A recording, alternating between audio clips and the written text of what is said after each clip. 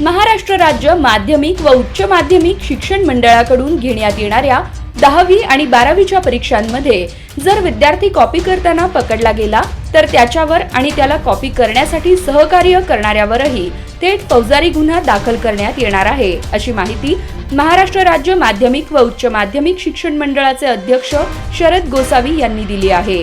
कॉपीमुक्त परीक्षेच्या पार्श्वभूमीवर विद्यार्थ्यांसाठी काही नियमावली जाहीर करण्यात आली आहे। इयत्ता 12वीची परीक्षा येत्या 11 फेब्रुवारीपासून सुरू होत आहे।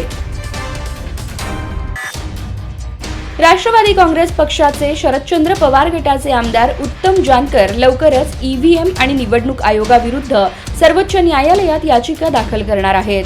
ईव्हीएमच्या निषेधार्थ ते 19 मार्च रोजी त्यांच्या गावी मार्कडवाडी ते मुंबईतील शिवाजी पार्कपर्यंत एक लांब मोर्चाही काढणार आहेत। महाराष्ट्र नवनिर्माण सेनेचे अध्यक्ष राज ठाकरे हे एका खासगी कार्यक्रमासाठी पंढरपुरात दाखल झाले असता त्यांच्या स्वागतासाठी शिवसेना एकनाथ शिंदे पक्षाचे जिल्हा संपर्क प्रमुख प्राध्यापक शिवाजी सावंत आणि सोलापूर विभाग जिल्हा प्रमुख अमोल शिंदे हे सामोरे गेल्याचे पाहायला मिळाले। मनसे नेते दिलीप धोत्रे यांच्या पंढरपुरातील हॉटेलच्या उद्घाटनासाठी ठाकरे आले होते। या निमित्ताने मनसेच्या स्थानिक नेते व पदाधिकाऱ्यांसह शिवसेना एकनाथ शिंदे पक्षाचे पदाधिकारी राज ठाकरे यांच्या स्वागतासाठी आले होते। सोलापुरात कांदा बाजारात तेजी असताना 3800 ते 4000 रुपये प्रति क्विंटल अशी तेजी देणाऱ्या लाल कांद्याच्या भावात शुक्रवारी मोठी घसरण झाली। हे दर गेल्या 15 ते 20 दिवसांच्या तुलनेत 1300 रुपये प्रति क्विंटल इतकी घसरण झाली आहे। शुक्रवारी किमान किंमत 200 रुपये तर कमाल किंमत 3500 रुपये असा दर होता। यामुळे शेतकऱ्यांना मोठा फटका बसला।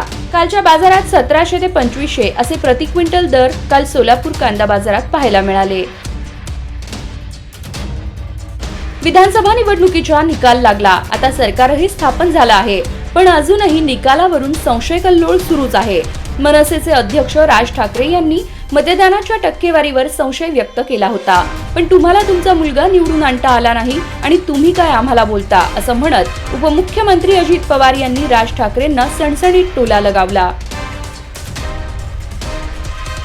विधानसभा निवडणुकीवेळी महायुतीसाठी लाडक्या असलेल्या बहिणी निवडणुकीनंतर अवघ्या 2 महिन्यातच दोडक्या ठरल्या आहेत। महिला आणि बालविकास विभागाने मुख्यमंत्री माझी लाडकी बहीण योजनेतील तब्बल 5 लाख अपात्र बहिणींना वगळले आहे।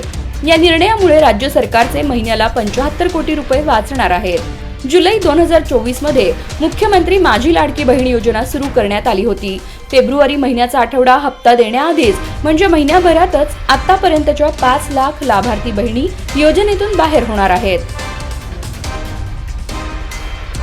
पुण्याच्या चाकण भागामध्ये हॉटेलच्या वेटरची हत्या करण्यात आली आहे।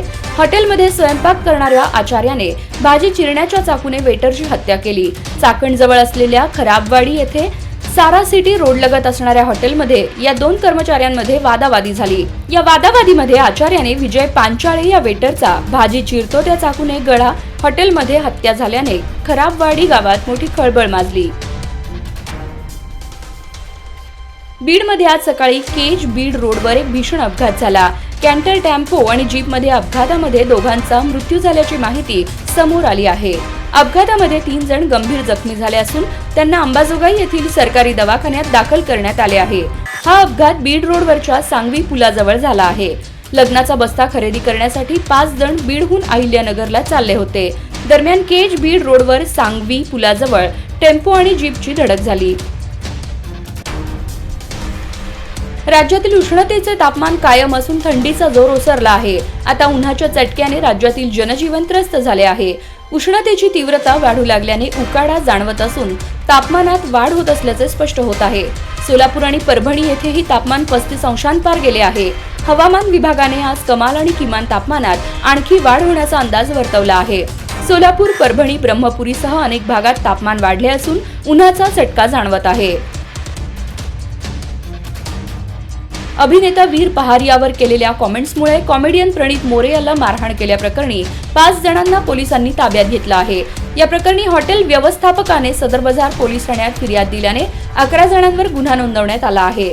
मारहाण केल्याप्रकरणी दाखल झालेल्या गुन्ह्यावरून अमोल चव्हाण, गोविंद हेमरेड्डी, हरीश जाधव, हरीश उर्फ श्री आसादे, प्रकाश बोगलोलू सर्व राहणार सोलापूर यांना सदर बाजार पोलिसांनी ताब्यात घेतले होते.